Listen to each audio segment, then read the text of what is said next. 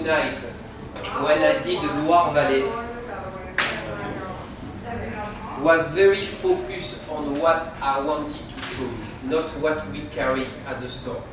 Even so, our selection at the store is very good, but when we charge $100 for wine tasting, it has to be, for me, exceptional. Okay? We did in the past many tasting with Loire Valley at 50 bucks. With what we had, it was okay. I wanted to have something that is unique. So the reason why you told me at the beginning why you do a Sancerre Rosé, that because Sancerre in general is the most well-known white wine in all the Loire Valley. You go everywhere in the world and you ask one white from France, people will tell you Sancerre. Okay? I didn't want to do Sancerre white tonight because you test every single day a white Sancerre. What I'm going to give you as a unique white dry tonight is Sommelier from Loire. Is one case that we could get for 6 months. So we get 2 cases a year, and that is one of the white wine substitute of the super traditional Sancerre. Okay, I don't want to give you a Sauvignon Blanc tonight as a wine. I wanted to give you a Chenin. So that is the reason why I choose the Sancerre Rosé. Alors Sancerre, 70% of Sancerre is of course Sauvignon Blanc, because mass production and top quality of Sancerre. The rest is become Sancerre Rouge, and 5% is a Sancerre Rosé. So Sancerre Rosé, Lucien Crochet, I'm really big fan of Lucien Crochet on white and red, and I do believe they made the best rosé in all the Loire Valley. Here is 100 Pinot Noir grape, but when I say is unique, it's a pretty large winery. We're talking about 70 acres of vine. It's pretty large. 7 different areas to make one rosé. Why? Because in Sancerre we do have 2 different types of soil. So they pick up from different age, from different soil. That is number 1. After they do, as we saw, an assemblage. So they do the vinification separately. At the end, they test the wine and blend all together according to which one is better than the other one of the 7 different plots. But what is unique in this Sancerre, they do 15% aging in oak. Never happened, especially me, I'm from South.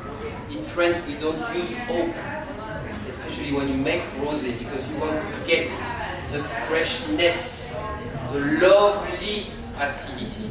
Okay, you don't want to have anything covered with oak. They do oak. Now, why this rosé is much darker than the traditional rosé that we do have in south of France is because it's coming from Pinot Noir, and they do a longer maceration before the fermentation. So there is a little touch, skin contact fermentation to make him darker than the pale rosé that we do have in south of France. You can test it, guys. Come on, I want you to What test are we it. starting with, rosé? Rosé, of course. The color of love. We are in the Loire Valley. We're going to talk about romance and love. If there is one region in France outside of Paris, it's definitely the Loire Valley. You're going to know that, most of you. I love the nose. We are not in spring, unfortunately, but it smells like spring. Or when you smell, okay, left, right, up and down, the aroma are around the glass, not on one specific area.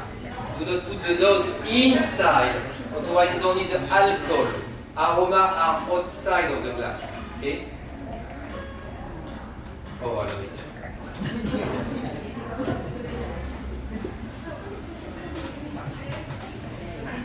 What do we smell here? Flowers. Flowers, absolutely. Strawberries, yes. I heard love. She said love and she's blushing and she looked at the husband. All right. That is exactly what we know. I need more wine.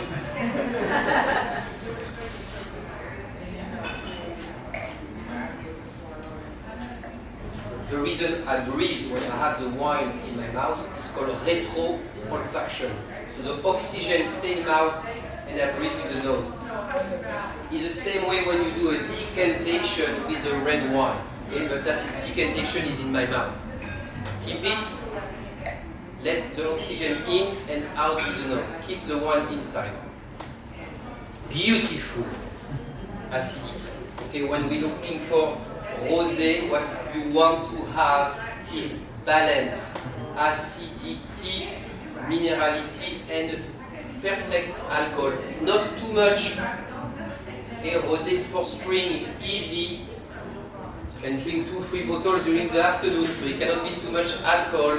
It has to be very elegant. And that is exactly what you do have here. I see a little bit here of glycerin. That is alcohol. So when you mix do your like that, we call that the legs or the tear. There is quite a lot here. So it is a blind testing and I don't know where this wine come from. Only the fact to see here, I can tell you, is coming from a vintage where it was super hot. And the vintage is 23, exactly, extremely hot. If it was 22, you will be much less. Each region in France, all south to north, all of them. Loire Valley, east to west. So huge diversity of soil. Would mean diversity of wine, different type of wine. One. Cross half of France, different type of weather as well. Very close to the Atlantic, and the last one near Riviera is almost on the east part. Okay? Unique region because they produce 5 different type of wine. Crema, sparkling wine, same than champagne, 2 fermentation, obviously rosé, white wine, red wine, and sweet wine. What does it mean organic? What does it mean biodynamic? Organic, no pesticide, no herbicide, and very low amount of sulfate before you put the wine inside of the stainless steel or barrel. Very low. That is the organic part. The biodynamic is the self-sufficiency of the nutrition of the soil with only compost. All the wine that you are testing tonight are 100% organic and biodynamic. That is why I focus on that tonight. Loire Valley is the #1 region in France to have the most organic wine. We are getting close to the 30%. It's pretty high. We are almost close to Willamette Valley. They are 20%, so a little bit more. That is why I'm a big fan of Willamette Valley. And we are, of course, first country to have the most percentage of organic wine in the world. Why? Because the government gives basically €1 million for each winery to become organic. It takes 7 years to become organic. Okay, so the government really push to support all wine. Let's go to move to what I will call the diamond of the Loire Valley, Sommelier. Here, Mr. Huberto, small, tiny winery, 30 acres of vines, so pretty small, located in the southeast part of Saumur. Here is 100% Chenin Blanc. Look, please, before you smell, before you taste, look at the color. It looks like a Chassagne Montrachet, a Puligny Montrachet, a top Burgundy. It's not. It's Chenin grape. Look at the texture of the color. It's extremely. And of course, what is the link between the color is going to be finesse and elegance on the nose. Zero touch of oak here. You are tasting terroir, straight to the vine, straight to the bottle. That is why I'm talking about terroir, the typicity of the soil. And you will say, Olivier, are they old vine? They are not old vine, they are 15 years old. 15, 1-5. Many testing. I'm telling you, the focus and the importance of the old vine, because the older the vine going to be, deeper root, different type of mineral. Here, 15 years old, superior. So the reason why I wanted to have top wine is because this guy, when I tested 15 years ago, blew my mind. It was a blind testing, and I couldn't figure out from which region. I was in Burgundy. I did Meursault, Puligny, Chablis. I came back, and when I found out it was Loire Valley, I wanted to shoot myself. Because I said 36 years testing wine every day, and I couldn't figure it out. And why? So I said, why? So when I went to Loire Valley, I went to visit him, and I said, I want to see why your wine is different. He told me, come. Touch the earth. It was completely different. Different type of soil. Here is a very rich on limestone and clay. That is why you have so much flavor. That is the nutrition of the vine. I'm a very big fan of this wine. But it doesn't matter. It doesn't matter when I did open it. Because it could be the first minute or an hour after, the quality will be the same. But agree with you, the aroma will change because it's going to warm up.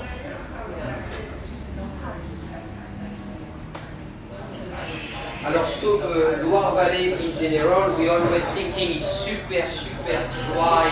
What wine is not dry. It's not dry at all.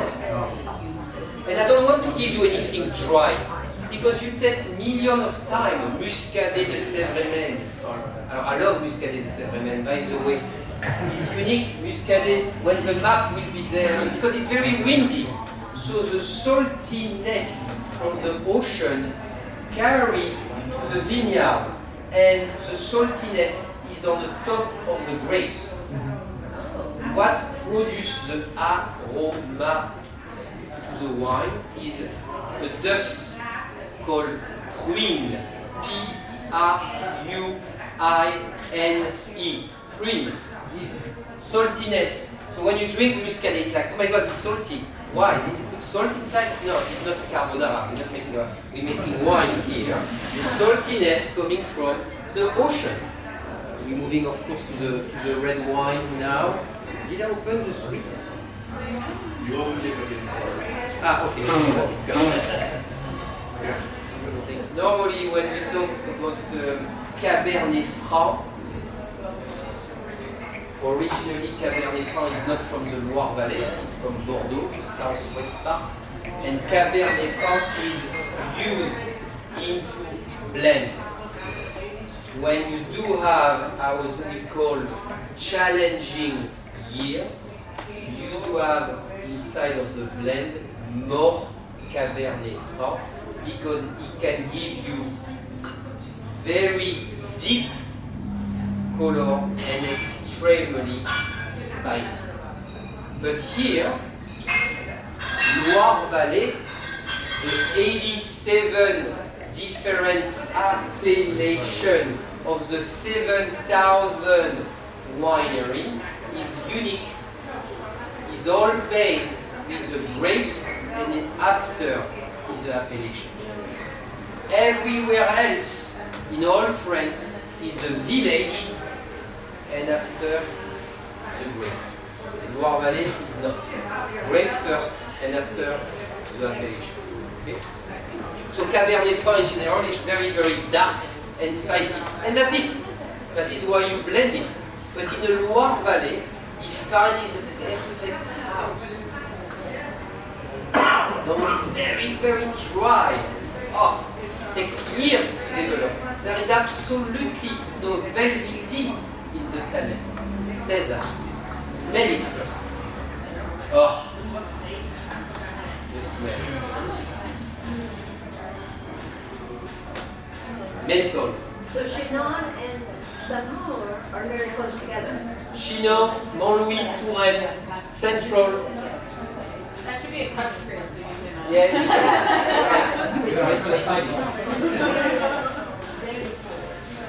The nose is absolutely unbelievable. Without even testing it, he reminds me of the top Burgundy.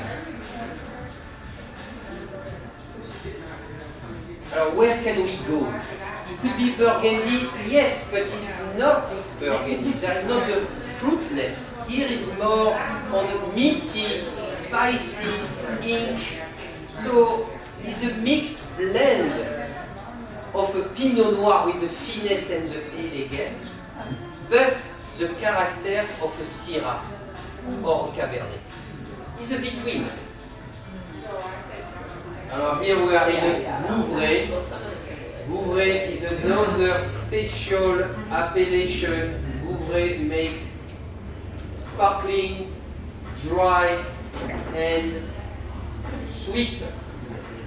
Tonight we are focusing on the sweet wine. So it's not totally sweet. It's demi-sec. Alors let's go to the most important thing, the vinification. What does it mean? Demi-sec. You have sec, demi-sec, and you have sweet. All based of the quantity of sugar in 1 liter. Okay? Here is between 9 to 14 grams of sugar. If it was sweet, it will be at least 18 to 20 to 24. So even more sweetness. Here is just the stage before you get into sweet. So that for me was another one very important for you to test. Never ever on 3 years of testing here, I did a sweet wine. Never. But when we're doing Loire Valley, and today with the quality of the wine, I have to have it.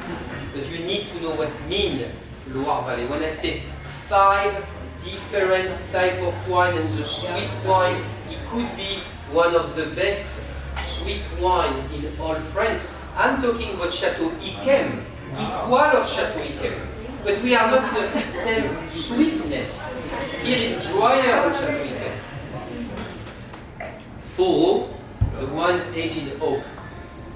Unique forest in the Loire Valley where they get their oak. It's not coming from any type of oak like Bordeaux or Burgundy where they use the same type of oak. They use an oak that is 15 miles away from Vouvray, a special forest. And that you don't even feel it. into the wine, but there is hope. Sweet wine is like champagne. Okay, champagne, the effervescence, the bubbles, slowly and slowly and slowly go to disappear, to leave the space of the aroma of the wine. So if you do have 1947 champagne, do not expect to still have bubbles, but you're going to have the same aroma of the old wine. A sweet wine is exactly the same, but instead of to have the bubbles, is the sweetness. So the sweetness is still there, and the aroma coming up at the same time. The sweetness never going to disappear with the sweet wine, with the age. That is the reason why you can taste some 1897 sweet wine, and they still perfect. More sugar, more aging process. But you don't want to have too much as well, otherwise it's not balanced anymore. The beauty of a wine is the balance. Difficult to keep the balance on the same wave for 15 or 20 years. To age, you need to have a lot of acidity and tannin for the red wine. For the white wine, you need to have a lot of acidity to blend with the alcohol. I did an experimentation just before COVID. A close friend of mine from Sicily called me, Olivier, we created a new type of wine. We want you to test it and to see if it's going to be okay for the American market. I said, okay, come over. Back then I was in Manhattan, so I tasted the wine, and it was sparkling wine. And I said, oh, okay, you know, sparkling wine from Italy. I said, okay. Vermentino di Sardinia. Vermentino di Sardinia. So basically it was a dry white wine where they add some sugar to do a second fermentation, and they age the wine 60 feet under the water. Huh? So the bottle is naked, but 8 months under the water. So you do have all natural sediment from the ocean because the cage are completely open to leave the flow of the water. But you know, 60 feet down, there is a pressure, it's 2 bar of pressure. So 2 bar of pressure plus basically 2 bar of pressure inside is 4. Any kind of bottle of champagne explodes. So the bottle of this wine was double the size. So when you carry it, it was so heavy. But when I tasted the wine, he told me, so what do you think? The wine was average. No, average is pretty good. You know, average 15 bucks. Okay, it's good. Okay, it was expensive. But the bottles, it was all full of sediment from the ocean. I love it. I love it because for one specific reason. So you like the bottle more than the wine? I like the story. I love the story. Of course, it's from an Italian, so you know, oh, okay. But I love the story. Why? 70% of our earth is water. We don't care enough of the water. No. So I said, okay, explain me a little bit. So 60 feet down, so no variation of temperature. So that is perfect to conserve the wine. No light, perfect. Free storage. Nobody's going to tell you, hey, you owe me $1,000 a month because that is my area. No, nobody. And I love the fact that it was under the water. I'm just curious, what kept it in place since? It's a huge cage with maybe 1,000 bottles. It cannot move. It cannot move. So what they're doing, they bring that with a helicopter. Okay, so they bring the cage here, and they have balloon with the oxygen inside, and they remove the oxygen, so slowly the cage goes down, and 8 months 8 months after, they put back the balloon and put the oxygen inside, and it's getting up, and naturally it's going up. As we are very limited on the amount of bottles of all the wine tonight, everything is in a room. Okay? If you are interested, that is where you go to find the wine. Okay? You do have in the how I said, we're not going to do French wine. So we did Brazilian wine, Argentinian wine. And you didn't tell them it was like a movie? No. Georgian wine. Oh, So, Georgian wine, I pour the wine and I can hear, what the fuck? The wine is oxidized! And I'm like, oh my god, so fantastic. So I have a microphone. And I say, okay, I'm going to explain you a traditional way of making wine for 3,000 years. For 3,000 years, they're doing the same way. You should be, oh my god, it's unbelievable. But they put underground the big, exactly. How do you say it? There's special name for that. Outdoor. That's one of the first places Exactly. they make wine. Exactly. So you do It's like have this 8,000 years skin ago. contact fermentation. Who, by the way, skin contact fermentation, you go to Brooklyn, everybody drinks skin contact fermentation wine over there. But suddenly the French people, we're making wine like that in France. They forget. In Jura, Savoie, we do skin contact fermentation wine. And they love it. But because it's coming from Georgia, so when I explain it, oh yes, yes. But it's so beautiful. And there is a Georgian wine appellation. It means they cannot touch the way of making it. The grapes is a local grapes, it's an indigenous grapes from the village. I love it. Go get a bottle. I love it. But yes, it's super oxidized. It is. But who cares? You don't like it, you don't like it. I'm okay with that. But you cannot criticize the way of making it. So to go back to your question, I would prefer to find out who's doing super traditional way of making wine like that than figure out to ferment the wine in a whiskey barrel. Okay.